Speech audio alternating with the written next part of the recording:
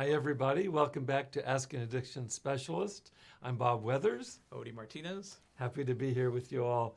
Welcome into our library. That's great. If you've been with us in previous podcasts, you know that the emphasis of our podcast is on recovery from addiction, and the perspective I bring is as a recovery coach whose background is in clinical psychology. And so we bring a psychological perspective to both looking at addiction, how addiction comes about, and understanding addiction as a process medically as well as psychologically, and also pointing towards recovery. What does recovery look like from a psychological perspective? We've just completed a unit of study looking at shame. Last week's presentation, the title was Imagine a World Without Shame. There's a whole series of conversations that we've had over the last several months that look at shame and its relevance to not only addiction, but also to recovery. And I recommend you to that series, including last week's kind of finale. In fact, while I'm thinking of it, two things I want to mention to you is that you can find access to our previous podcasts. We have over a year of podcasts here together now. You can find those at a few different locations.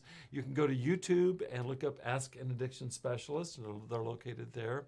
You'll also find them on the Facebook page under Ask an Addiction Specialist. And then finally, you can go to Beginnings Treatment Centers and look under the archived podcast there and find a whole series of them. So lots of resources right up through last week. One other piece for today, let me recommend and invite you to reach out to Odie and myself. Austin Armstrong is in the building, and he's moderating. He's doing a lot of things, but including moderating any questions or comments that you have as we move forward today. So I invite you to interact with us, and we'll do the best we can to interact and respond to whatever you send our way. Today, as I announced last week, I want to preview a couple of things. I'll be gone this next week to Philadelphia. So next week we won't be meeting, and I'll be at a conference in Philadelphia that I want to speak more about in today's presentation. And I'll couple that with a presentation 2 weeks after that will be a webinar that's being offered to the state of Kansas to two different populations. Philadelphia, I'll primarily be speaking to lay people in Philadelphia. There's a flyer here that Austin can bring up that announces the title of the entire seminar. The title is From Prescriptions to Heroin. And my presentation is hosted by 3 different schools of pharmacy in Philadelphia. Turns out that Philadelphia has the highest mortality rate in the nation of any metropolitan area, highest mortality rate to opioid overdose. And so it's a tragic statistics, and I've been invited to speak there to address the issue of stigma and how it is that stigma against addiction or about addiction keeps people from getting help. And so that's been one of the areas of interest for me. In fact, it's right next to shame and stigma. Shame on a personal level, stigma on a cultural level. Both of those are huge barriers to people getting help. And I've been invited to speak about that. And I'm going to give you a little taste or a little preview of my presentation next week. I'm going to do that today. So that first presentation is to lay people. The second presentation is an invited webinar by the state of Kansas to present to their mental health providers, and I'll be presenting then to therapists and substance abuse counselors that work in addiction counseling treatment. And I've been asked in that presentation to address cultural issues as well. And so I'll give you a little taste of what I'll be presenting to them as well. Both of these are kind of samplers today. What I'm interested in doing in this first piece of giving you a preview of what I'm going to be speaking about next week in Philadelphia are some interesting statistics that we've covered in various ways over the last year or so, but this is the first time that I've brought them all together. So I want to share kind of a context for understanding addiction, and particularly how addiction manifests in terms of cultural stigma. So if there's a common thread through both of these presentations coming up, it's addressing cultural stigma in addiction recovery. And I'll say more about what I mean by cultural stigma in just a moment. But first of all, I want to start by just talking about addiction. As I say, we've covered some of these observations in previous podcasts, but this will be the first time that we do the Reader's Digest concentrated version. A word or two about addiction. First of all, I want to talk about the prevalence of addiction, and secondly, I want to talk about even the use of the word or the term. There's some controversy nowadays. For example, in psychology and psychiatry, the word addiction is kind of not being used. It's kind of passé. The word that's being substituted these days is referred to as substance use disorder. So a more technical term for addiction is substance use disorder. And there are good reasons for the use of that language. I'm going to argue for my continuing to use the word addiction with full respect to how psychology and psychiatry use that. I feel like that kind of all roads lead to Rome, but I find addiction a very useful term. And I'll say more about that in a moment. But let's start by talking about some statistics. Odie, did you know that 1 out of 4 Americans over the age of 12 are clinically addicted to substance? And by substance, I mean psychoactive drugs. If we include alcohol, nicotine, which is terribly addictive and also very destructive to our health, and then all the other psychoactive drugs of abuse. I mentioned the opiates, heroin, etc., but all of the drugs of abuse. 1 out of 4 Americans over the age of 12 are addicted right now. And that's clinically addicted. So that's a lot. That's a lot of people. I almost forgot about nicotine. Yeah, That counts as a drug. I almost forgot that. Yeah. You know, there's another psychoactive drug that's not included here. Any guess what it is? Caffeine. I was gonna say caffeine. If we included caffeine in this, I think it would include 80% of Americans, is what I read. So if we eliminate caffeine, and honestly, for most people, caffeine is not a problem. I have worked with clients that have a condition called hypercaffeinism, which is they have so much caffeine in their system that they're manifesting generalized anxiety disorder as a function of too much caffeine. And I can do that by just drinking. I'm kind of a lightweight with caffeine. All you have to do is give me a couple of cups of coffee, and I'll have generalized anxiety disorder right in front of you, okay? And so I don't mean to laugh about it. It's very serious, and some people are very confused by that. So if we eliminate caffeine from it, but we include nicotine, because frankly, nicotine, the health consequences of nicotine are so major in our country, it's highly, highly addictive. I work with plenty of clients that are in recovery. In fact, most of the clients I work with are in recovery from severe drug addiction, specifically heroin and methamphetamine. And many of them have commented on the fact that it's been easier for them to discontinue use of heroin or discontinue use of meth. Much easier to do that. There's lots of reasons for why nicotine is so addictive. I won't go into that right now, just enough to say it's a serious addiction. So 1 out of 4 adults, and by the way, that statistic includes 12 years and older. Any idea why they would go down to 12 years talking about addiction? Well, I would guess because maybe at that age, you're more prone to going into nicotine, I think. Yeah. Maybe more than a street drug. Well, and then you have marijuana as well. But, yeah. And I don't know how this goes with everybody besides the 1 out of 4 people that we're talking about. My work is exclusively with those that are in recovery from addiction, or at least the loved ones of those. And most of the clients I work with that are presenting with addiction, let's say to heroin, started smoking, started drinking, started smoking marijuana, started smoking weed by 12. By 12. And so the statistic is such that it's important. In fact, I have many clients that have started using, I'm struck by this. I was just talking to somebody recently who was using hallucinogens, ecstasy, dropping acid at like age 13 or 14. So really, really young. That's and crazy. So, yeah. So the statistic has to be broadened to include that group, because for a lot of people I work with, they started using very early on. And for many of them, I just coming from a group today at Beginnings, many of them, it was modeled by their parents. In fact, I've worked with so many clients who their first drug use or first drinking was with their father or their mother. So there's a lot of that goes on. It's tragic beyond word, but it requires expanding the bandwidth of so-called adulthood down to 12 when it comes to that. So if that's a striking statistic, then let's up the ante a little bit. Is that in a nationwide study, when people were interviewed and asked about behavioral addictions, and behavioral addictions would be everything besides substance addiction. And so what are some examples of things we can be addicted to behaviorally that don't include the substances? Let's list some of them. Food. Food. Food. No. Food. And food. No. Okay, it's a tricky one, isn't it? Because we yeah, all it are is. required to eat, and food can be very complicated for us for lots of different reasons around addictive behaviors. How about sex? Is it possible? Yeah, Sex absolutely. addiction? How about gambling? Gambling. Yep. How about video games? That actually just came up most recently, Yeah, right? yeah, Not too yeah. long ago, We they have a friend started- here who just yeah. wrote a book on video game addiction. So, in fact, the list goes on and on in Yeah. terms of Jim. Smartphones. Thank you very much. I stand corrected. Smartphone addiction. Smartphone addiction. The fact is that and I've talked about this before with the clients that I work with who are in recovery from drug addiction, is that the brain physiology of what goes on in my brain, whether I'm addicted to meth or addicted to smartphones, is virtually identical. The same systems, the reward systems in the brain that are integral to addiction are exactly the same. It's not to say that heroin or meth don't stimulate more activity in those parts of the brain, but it's this very same brain circuitry. So whether it's substance addiction or behavioral addiction, they involve the same the same neural circuitry in the brain. I think of this way in terms of addiction is addiction. Right.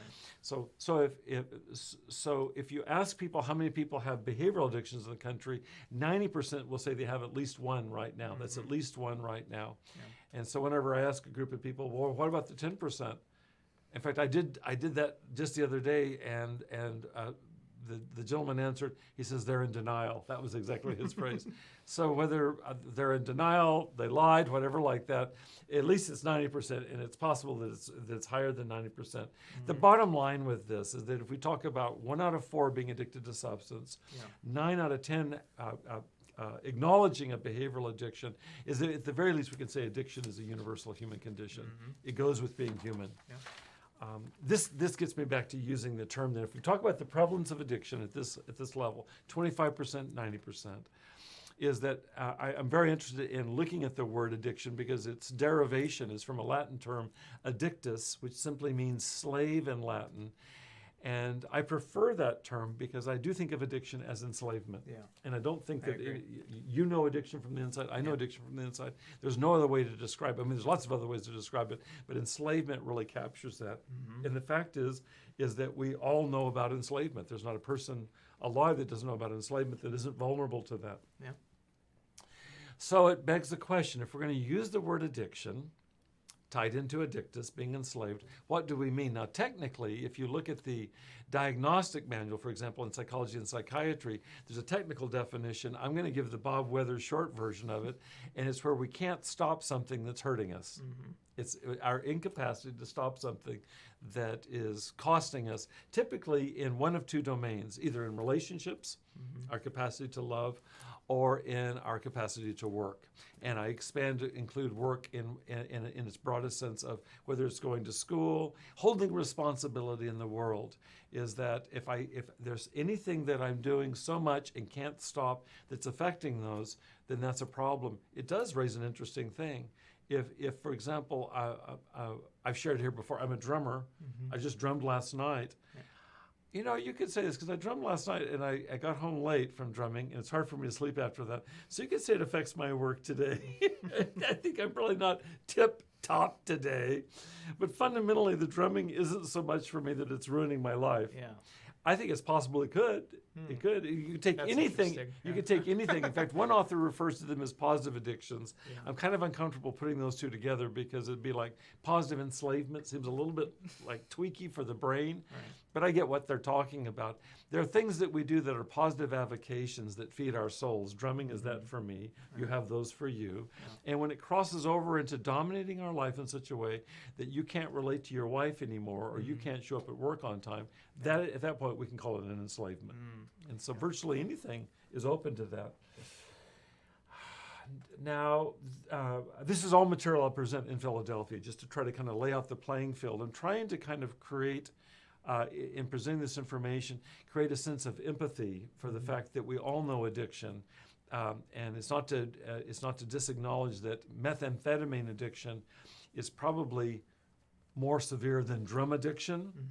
But addiction is addiction. And so there's not a one of us, if we're honest with ourselves, that probably doesn't understand addiction from the inside. Yeah.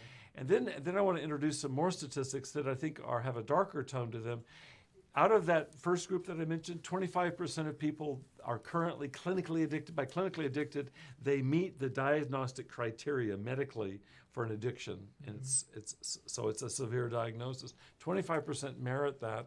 Out of that 25% of Americans over the age of 12 that are addicted, only 10% of that group currently receive treatment. 90% of people that are currently addicted do not receive treatment. Yeah. Now, that's a disturbing statistic. In fact, you have to ask the question, how did that come to be? What's going on with that? So another study that looked at this, discovered this, is that in interviewing people across the country, 2/3 of respondents said they have at least one family member who's currently addicted. Yeah. And it matches that earlier statistic. It's very prevalent. And so just chances are you have somebody in your group. If you have a family of 4, I'm just going to use this roughly. If you have a family of 4 and the statistic is 1 out of 4 people out there are addicted, there's a high probability that one of those 4 is in your family. Right. And so 2/3 of people say, I've got somebody in my family that's addicted. It's a high percentage. The more tragic finding in that same study was that 2/3 of people would say this, is that if we have somebody in our family that's addicted, we won't talk to anybody outside the family about the addiction. Right, yeah. That's tragic. That's tragic. And so when you look at the fact that those that are currently addicted, only 10% get treatment, and we ask why, well, part of why is that I won't talk to anybody outside my family. That would include a therapist, a substance abuse counselor, a teacher at school, or a doctor. I'm not going to talk to anybody about that. So it stays hidden. Yeah. Now, why is that? Why is that? There was a massive study done by the School of Public Health at one of the major universities, medical schools on the planet, Johns Hopkins University in Maryland. And they looked at the diagnostic manual of all the different, they call them mental disorders. Yeah. And so in the mental disorders, I mentioned anxiety earlier.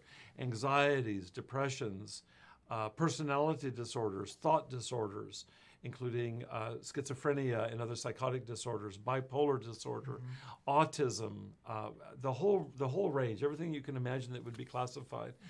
And then ask people to rank order them in terms of which one has the most negative judgment.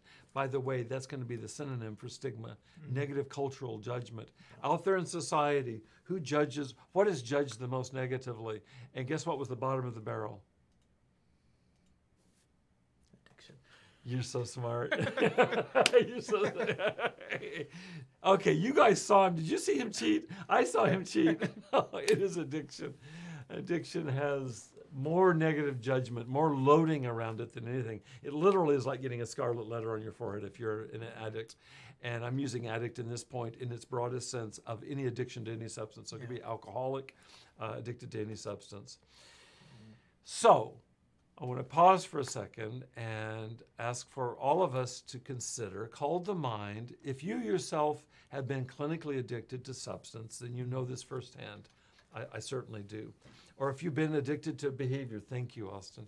If you've been addicted to behavior that others come to know that you're addicted, I'd like you to reflect on that. And if that doesn't match for you, then I want you to think of a family member or another loved one for whom addiction has been an identified issue. And I want you to ponder for just a second the application of that statistic I just gave you, is that there's more negative judgment, more stigma around addiction than any other mental disorder. Just want you to reflect on your own experience when you've seen that, either felt that towards yourself or felt that towards somebody that you loved.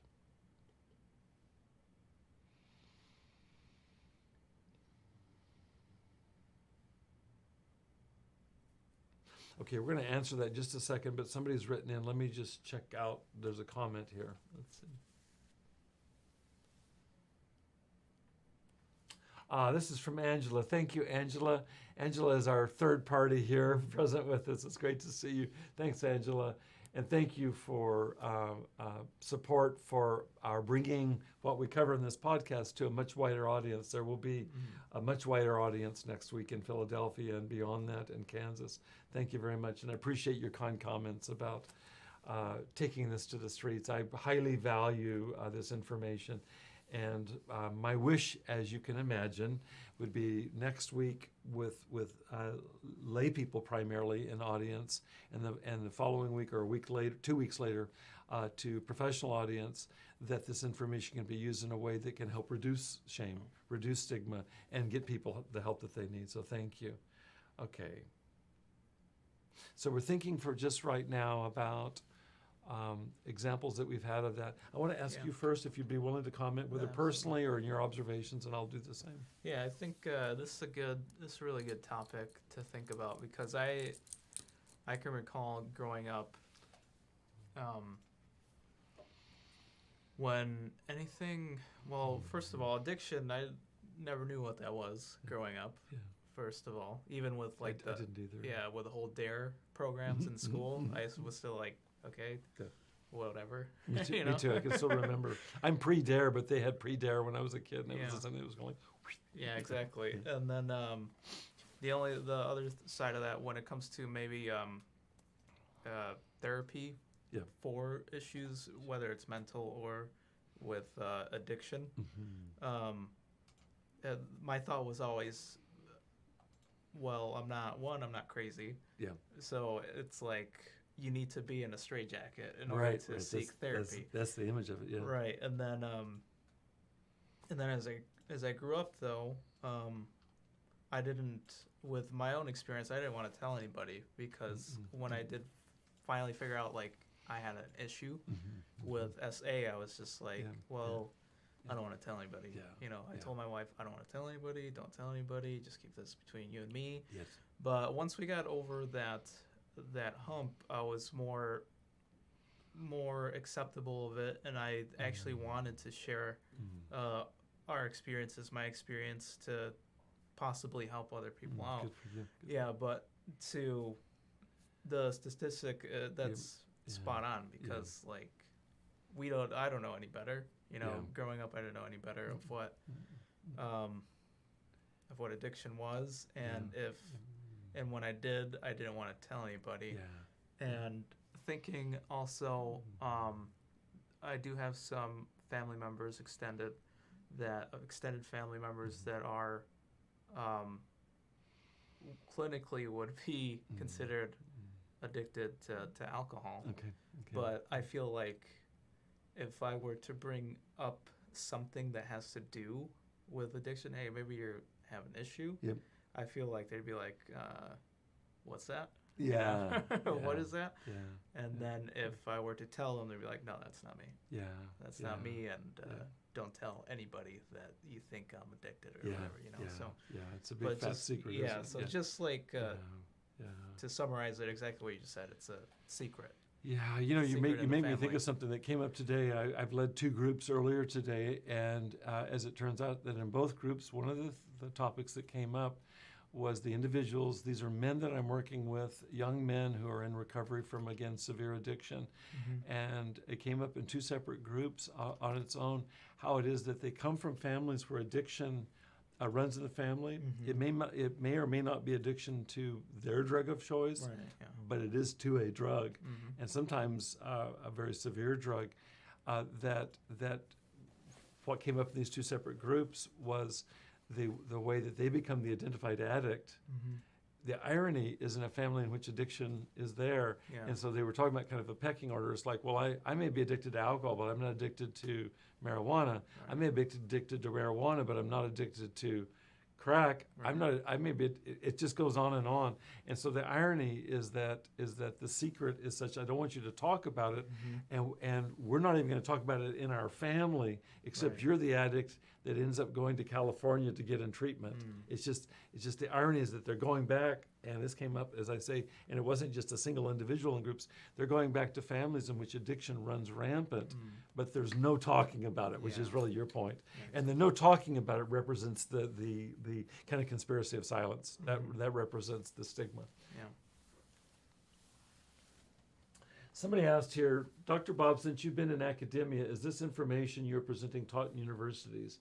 It seems like the new term for addiction, substance use disorder, narrows the understanding since it does not include behavioral or process addictions. First question is about, is this information taught in universities? I'll tell you a quick story, and I've mentioned it before, and I'll get to the second question if you'll just leave that up there if it's possible, or I'll come back to it. In fact, I'll remember it. I went through a 6-year doctoral program in psychology, clinical psychology, and this dates me a little bit because I started graduate school exactly 40 years ago, okay?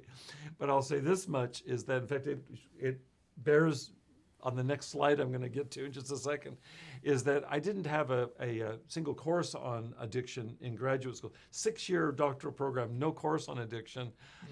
I had one lecture on it. Out of 6 years, I had one lecture on it.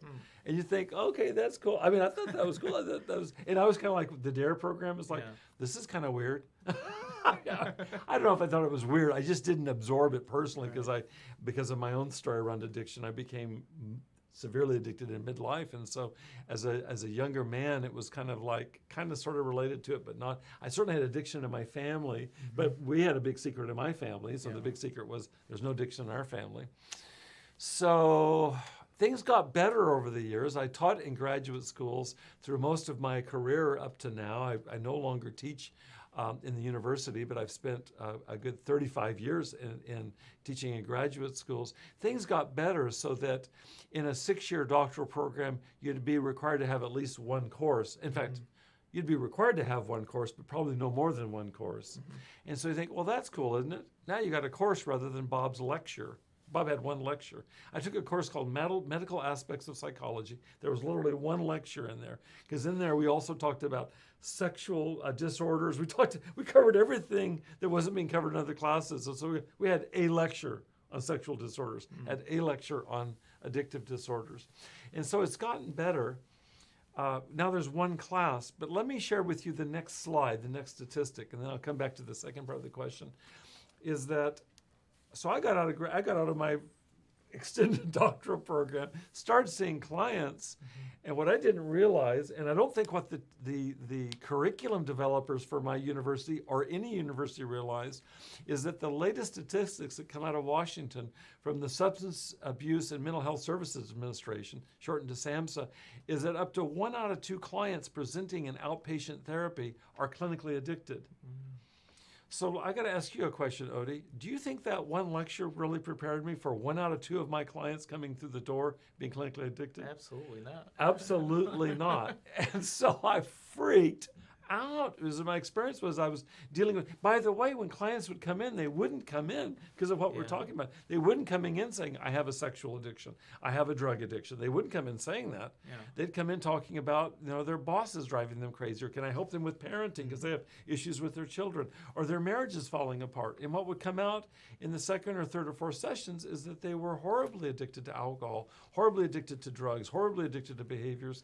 And I'd had one lecture. Yeah, I reached back to my quiver for an arrow, and it was empty. There were no arrows in my quiver. And so I had to begin doing a fair bit of work. And I guess it wasn't enough for me to begin doing more research. I had to become personally addicted to really understand it from the inside. And I say that majorly tongue-in-cheek, because that was not the plan for me, but that's the way that it went. So the fact is that it's still...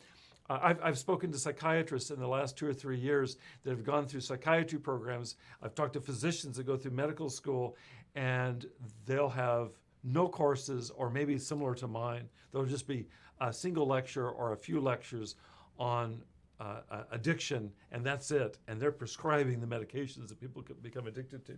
That's changing. That's changing radically right now. Why do you think that is back why addiction wasn't presented more in a deep... It's a very good question, Odie. I don't know for sure. I'm going to tell you because I've thought about this before. Yeah. I think that what we're talking about, like, is a secret in your family. No one talks about addiction, and in my family, I think it's a secret in our culture. I think it's a big fat secret in our culture. And so if we can just, and I don't think that we're necessarily conscious of it. Yeah. So if I'm developing curriculum for a 6-year doctoral program with clinical psychology, and 1 out of 2 clients coming in are addicted, how could I not devote substantial curriculum to addressing that? And for the most part, that's not happening at the level of graduate schools in psychology or medical school and so on. And so I feel like that there's kind of a complicity here with this big fat secret. Yeah. We'll put it in terms of cultural stigma, is that I'll tell you one that comes up, and this is not for me to go off on a soapbox rant on this, but how it is that people will judge the heroin user, but won't judge or haven't judged until recent times people that are addicted to pain medications, for example. Yeah. Look the other way with that. Yeah. While prescriptions are being handed out hand over fist to highly addictive opiates, for example. Yeah. That's only coming to light in the last few years. And so we look the other way with that. That's not an addiction. And we look the other way with other drugs like alcohol. Yeah. And so I think I read the statistic that 70-80% of Americans drink alcohol socially, and only 10% develop an addiction, something like that. So it's culturally espoused, and I'm not on an anti-alcohol rant here. It's just that you begin to see the peculiar way that we decide what we're going to be upset about. Yeah. Not upset about a pain medication addiction, certainly not upset about drinking as a potential for addiction. But if you're addicted to methamphetamine, man, you are a troublemaker, and I'm going to put you away. Yeah. And I think it's a very complicated issue in terms of talking about society and criminal justice and so on, and I don't intend to go into that. Yeah. But I think it seeps into then the education of the professionals that you would think would have lots of knowledge of this. In psychiatry, my father was a psychiatrist. You go to medical school, and then if that's not enough, then you go into a residency in psychiatry. And then out of the group that becomes psychiatrists, a certain small segment of those become what are referred to as addictionologists. These are psychiatrists that specialize in addiction medicine. And I can't remember, not so long ago, in the last few years, I looked in the entire greater Los Angeles area, there's just a handful of addictionologists. If you go to the Midwest, there's zero addictionologists, and so there's not nearly adequate the preparation, whether it's in medicine or in my profession in terms of psychology, for addressing what is a massive problem at this point. Certainly, it's an epidemic, and I'm not telling anybody anything new. You open up the paper every day, and there are multiple articles on opioid overdose deaths, fentanyl, etc. And we're just beginning to grasp that. My guess is that there's a delayed reaction, and I don't think this conversation is going to be necessarily accurate 5 years from now. It's like the gap between now and then means 70,000 people a year die of overdoses. And that's a lot of deaths between now and 5 years. And so it's a big concern for me. And I assume that it's part of kind of a cultural shame/stigma. Let's stick our head in the sand and pretend like it's not happening while it is happening. A lot of what you said too reminds me of growing up, how a lot of things were pertaining to drugs, especially more specifically like marijuana. It was normalized. Growing up, due to like the culture, like the music, the movies that I was watching. It's just like, it's cool to do marijuana. And then most recently, I think now the hip hop community, for sure, they've normalized what they call mollies, which is ecstasy, pretty much, right? And so they normalize that, and not realizing that. To me, anyways, that's just me speaking. Like, kids listen to this and they say, "Oh, that's cool to do that. I'm gonna do that," and then they get addicted. But they don't talk about or rap about the other side of the coin, where it's like, "Oh, if you do this, you're in big trouble." Just as I was listening to you, there's a peculiar bias that goes on, and I do talk about this with the clients that I work with in groups, particularly. Is that we'll talk about how it goes that if you're in a community that's taking ecstasy or smoking weed or whatever like that, if you're in a community like that and you happen to go over the edge and that has become clinically addicted, is that there's even stigma about that in the community. It's like, oh, that Bob couldn't handle his alcohol, or that Bob couldn't handle his cocaine, or that OD couldn't handle whatever it is. And so there's a kind of, it's okay for us to use this. It's okay for us to use this in excess, but then don't cross a line and need treatment, because that's not a good thing. And so there's, ironically, the stigma actually happens in the communities in which it developed to begin with. And I asked just the other day in a group, I said, do you guys experience a pecking order here in treatment? And there's a pecking order in treatment in terms of, well, I never did that. So it does. It's like the stigma goes wherever you are. Yeah. It doesn't matter if you're out there in the world of so-called normies, Yeah. people that aren't addicted, or if you're in treatment with people that have acknowledged publicly that they're needing help for addiction. It's just in us to judge other people, to point point the finger. Yeah. There was a second part to that question. I want to come back to that and address it, and it was about the clinical term being used now in terms of substance use disorder. The idea with that was that addiction has such a negative connotation. Mm-hmm. Can we find a term that doesn't have a negative connotation? I applaud that. Yeah. Okay. I have to tell you that if I have a substance use disorder, let's say as opposed to addiction, if I have a substance use disorder, I'm pretty sure that people can do the translation on that. Yeah. And I'm not sure that that's a compliment. Oh, Bob's not addicted. Not to worry. He's got a substance use disorder. Do you know what I'm saying? So I don't think we can get around the stigma thing by doing an end run. It's kind of a semantic thing. And I do respect the intentions behind that. Mm-hmm. I think what I've personally felt around this is I'd like to revive the term addiction in its etymology. Certainly, there's a tremendous amount of stigma around the term itself. But if I can revive it in its origins as enslavement and speak of it that way, and then include all of us, because that 90% figure that I included, which is virtually 100%, that means we're all in the soup together. And can we talk about addiction? And can we drop the masks? Can we drop the secrecy? And can we open our hearts and be vulnerable with each other? And so I just soon find a term. To me, enslavement has a lot more power than the more medicalized term substance use disorder. Yeah. And then implied in the question was a second piece is, then what do you do about the behavioral disorders? And I'm quite uncomfortable. I understand why there's value in separating out, let's say, your behavioral addiction and my substance addiction. There can be value in kind of sorting out what's what, and there's some specific issues around each of those. And you'll go to support groups, and I'll go to support groups, and it's nice to have people that get that. Having said that, if we continue setting things up where we separate out the addictions and then start rank ordering them, I'm in favor of, can we just get our arms around all of it? Yeah. And so the idea of substance use disorder, I prefer addiction, because when you talk about addiction, honestly, I understand you from the inside, and I don't have to have exactly your history around addiction to understand addiction, and vice versa. I'd rather do that, and so that's my intention with that. I'm well aware that that's not the state of affairs in American psychology or American psychiatry, and with all respect to that, I prefer to use terms that I feel like are inclusive. And for me, addiction is addiction. Yeah. It's inclusive. If you take Bob and Odie up the way, up to UCLA, and hook us up to brain scans, active in our addictions, people won't know who's addicted to what. The brains look exactly the same. And so in light of that, can we just get over, how that's not my problem, or he's got a problem but I don't, because addiction is addiction. It shows up that way. Yeah. And can we find common threads? In fact, while I'm on this point, let's talk about co-occurring disorders, or what's referred to as cross-addiction.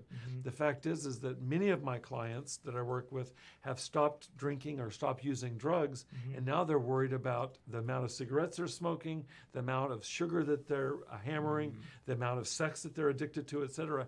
Yeah. It's just further indication of the fact that the addictive process in the brain and the body that's the universal, that's the common thread, and I'm interested in addressing that. Yeah, I completely agree with that, with everything that you're saying. Like, before I went into to a group setting, we talked about this before too. I had that whole thought that of the pecking order. This person is worse off than I am. Yeah. But then after going into group, I like to think of it as, in the Bible it says that a sin is a sin, regardless of what you do, you're still sinning against, not necessarily against your fellow man, but against God. So no matter how big or small the sin is, it's still sin. I've always appreciated Jesus' response to the hypocrisy of those that would do pecking orders by saying, he or she who's without sin cast the first stone. Oh, I'm special. I didn't do what you did. And Jesus just busts that right down. Jesus is saying the same thing. He says, sin is sin is sin. Right, yeah. Yeah. Perfect, Yeah. The word for sin in the New Testament is translated from the Greek word hamartia, which simply means being off the mark. Right. Off the mark is off the mark, and it doesn't matter what we're talking about. I feel very similar about addiction. Yeah. If addiction is enslavement in its root, enslavement is enslavement. Mhm. And can we let down the walls and reach out to each other as brothers and sisters Exactly. and find ways to be liberated from our slavery? Yeah. That's really what I'm interested in. Yeah, exactly. This is the message that I want to bring to Philadelphia next week. I'll tell you what I want to do. I love this conversation. What I want to do is finish just a few more thoughts related to Philadelphia. And I think I'm going to hold off on summarizing Kansas because it takes us in a different. We're not in Kansas anymore. We're not in Kansas yet. I want to hold off on that because it takes us in a slightly different direction. I'll just say this, is that this piece that you and I are talking about, this communicates to anybody, it seems like to me. It's interesting because we're talking about not only those of us that struggle with addiction as lay people, but it also is dealing from a professional level. What do professionals do about addiction when they've had so little training in that? My focus when I'm presenting the webinar to Kansas, to mental health providers, is to try to make up for what they've lacked in terms of their own training, is to provide some of this information. So I won't be going into that today, just owing to time. I much prefer where we've gone. But let's wrap up some of the key points that I hope to make in Philadelphia, very much in the spirit in which we're talking about this. Sounds good. Well, one of the premises, and I've already talked about it here, in fact, you and I are both talking about it, is even though my training was one lecture in 6 years, and I got out and I was working with people that were struggling with addiction, and the statistics say up to 1 out of 2 of my clients, and that matches my intuitive experience clinically, it hadn't touched me personally yet. And then in midlife, when I became addicted to alcohol and then other drugs, then I knew from the inside something that didn't have adequate background academically, but I don't know that the academic background would have made a difference one way or the other. In fact, I'm quite sure whatever academic background I did have about addiction did not make any difference in terms of my becoming addicted in midlife. And so for me, you've heard this phrase, physician, heal thyself. That was to become what I had to work on. And I'll be talking about this in Philadelphia specifically, this idea that was early in my training, even before I was in graduate school, the idea of the wounded healer. I read books, articles on the wounded healer, and then became one. The idea is simple, and it's implied in the term, is that I was committed to healing and eventually had to work on the healing of my own wounds. And then with that woundedness, was able to come to work with the clients that I work with, again, struggling with addiction, but come from a different perspective. It's only from the inside. I know you and I know me that when we encounter addiction in loved ones, or in my case with clients, there's a level of compassion that's a function of knowing it from the inside. Your learning isn't primarily book learning around this, and mine no longer is either. I value book learning, but it's not sufficient for this that we're talking about, where we've been transformed by it. I'll tell you a couple things. In fact, let me tell you a story. I went to lunch today with a former student of mine, interestingly, a former doctoral student in psychology. I chaired his dissertation 25 years ago. We went to lunch today. I'm not going to name him out of respect, but we were talking over lunch, and he was sharing how it is that when he has taught psychology, that he'll tell people that he understands. He understands what it is to be addicted to things, to have an addictive personality is what he said. I don't know whether that's true for this man or not, but I know what his heart is, which is to express a sense of connection or continuity. But I'll tell you something, and I think that probably was true for me. I don't feel like if you'd been a client of mine all those years ago before I became addicted myself, I don't think you would have experienced me as being judgmental. I don't believe that that's a strong part of my personality or has been a part of my work, and I don't believe that with my friend who talked to me today. But I do tell you one thing for sure, is that when I hit the wall with my own addiction, I was introduced full force to something that I could never have understood if I hadn't become addicted, and that was the level of shame that was evoked from me. Hence, many of our podcasts in the last several months have centered around shame, the sense of just feeling so bad about myself. I was crushed by that, and I'd never known that before. That's true. And so I might have been an addictive personality, but when it was out that I was an addict, or for you when it was out, even with your wife, it's like that's a whole nother level of dealing with, now how do I look at myself in the mirror and not feel like there's something broken, defective, permanently about me? That was how it went for me. That's the first part. The second part for me is the first time I've ever been exposed to what I've been talking about in terms of cultural stigma or judgment, is that not only was I looking in the mirror doubting myself, but I could go out in public with a scarlet A on my forehead, so to speak, if people found out about my addiction.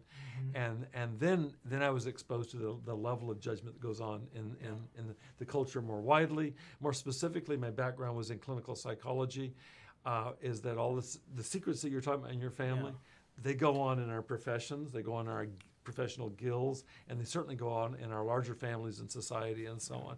And I was exposed to that, and there's no way I could have gotten that before. There's no way, well, let me put it this way. There's no way that I did get that before.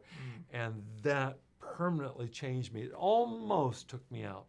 Almost took me out. It was the worst for me. In fact, during that time, you'll appreciate this, during that time, there were a couple of years at the worst of this that I was living in this tiny little hut, basically, and I spent most of that time, when I wasn't trying to eke out a living, studying word for word the book of Job. I felt completely identified with Job in terms of having everything taken away from me, and how am I going to survive this? And I wasn't literally sitting in sackcloth and ashes, but spiritually I was. And it was really nearly the end of me.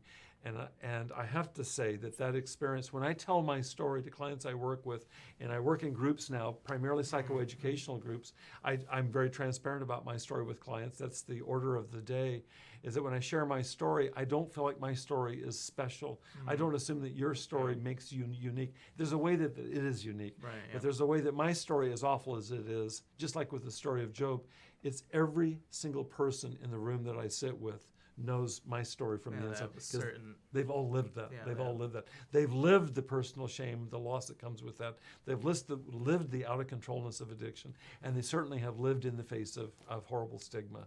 And that's why I'm going back to Philadelphia, is to try to address that. Some way to level the playing field so that there can be affirmation. The worst of, did you want to say something? I felt like you wanted to say something a minute ago. No, I was just going to say that I feel strongly about that as well. Going through the experience of groups and addiction, just how how the way it pans out, it's the same principles of addiction. Yes. But everybody has like a different story, but it's almost identical. Of things that everybody has had a rock bottom. You know, everybody had that feeling of not being able to fight. Wanting to fight against their addiction, pretty much, you know. So. And you know, I'm not from Philadelphia. I'm originally from Texas. I've lived most of my life in California. When I go back to Pennsylvania, I'll be speaking to people that have different specifics. But the commonalities, which is what you're talking about, the commonalities will be what we'll be addressing in the room. A couple comments, then we'll wind up for today. The worst of the judgment that goes on outside, I cited that statistic that of all the disorders I can have, addiction is at the bottom of the barrel in terms of it's got the worst negative judgment made towards it. The worst of cultural stigma out there is not that it's out there. The worst of it is when it comes in and I start, and I can remember this specifically for myself. It's when I internalize that stigma and it becomes my own story. So it's not that people are looking at me and judging me. In fact, I have to tell you, I'm quite sure that I was paranoid to the extreme, which is to say, even if people didn't judge me, I assumed they were judging me. Does that make sense? Yeah, perfect sense. There's plenty of hooks to hang that on out there. There's plenty of people that judge addiction, and even if they don't, I'm so swamped by it that it doesn't matter because I'm feeling like they're judging me anyway. And the fact is, who's judging me most is me judging me. It's interesting, psychology, when you begin to study the phenomenon of shame in psychology, there's a synonym for it, and it's self-stigmatization, which is basically taking stigma and turning it towards oneself. Those are identical. So when I absorb and internalize judgments from the outside, and those become my inner world, self-stigmatizing, that's the definition of shame.